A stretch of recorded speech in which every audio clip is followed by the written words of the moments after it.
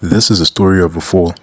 That's how haine begins, a man plummeting through the air, whispering to himself, so far so good, so far so good. But haine isn't really about the fall, it's about the moment before you hit the ground. The quiet, suspended second before impact, when you still think, maybe, somehow, you'll land on your feet. Mathieu Kassovitz' haine is more than a film. It's a mirror, one that reflects France suburbs, the people forgotten by progress, and the anger that simmers when society turns its back. Shot in stark black and white, it strips away color, and with it, illusion. What's left is raw humanity, a truth too heavy to dress in shades. The film follows three friends, Vince the hothead, Hubert the dreamer, and Saeed the bridge between them. Each of them sees the world differently, but they're bound together by the same invisible chain, the place they come from.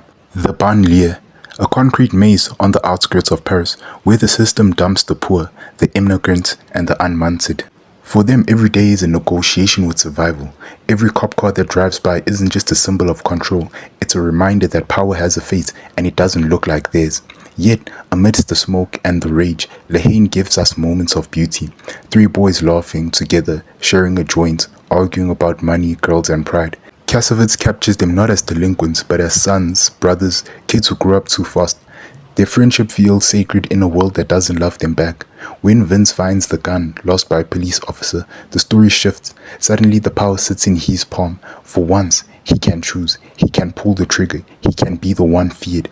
But that illusion, that thin trembling illusion, is the tragedy of haine. Because when the oppressed mimic the oppressor, they only chain themselves tighter to the same cycle of hate. Hubert knows this, which is why he always says, hatred breeds hatred. But words can't stop gravity, they can only slow the fall. The gun becomes a ticking clock, a promise waiting to be broken. Every minute feels heavier, every laugh echoes like a goodbye.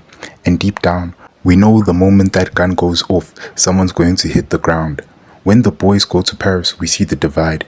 It's not just about race or class, it's about distance. The suburbs and the city are only a few train stops apart, but they might as well be two different planets. In one, people sip coffee in peace. In the other, they choke on the smoke of the burning cars. Kassovitz's lens doesn't beg for pity, it demands understanding. And through his black and white world, beauty emerges not from perfection, but from pain. The laughter of three friends walking nowhere, the reflection of neon lights on rain-soaked concrete, the sound of burning and looting echoing in the distance. haine finds poetry in despair, and that's what makes it unforgettable. By the time we reach the end, everything slows down. Hubert and Vince stare at each other, two souls who never wanted to be enemies, trapped by a world that made them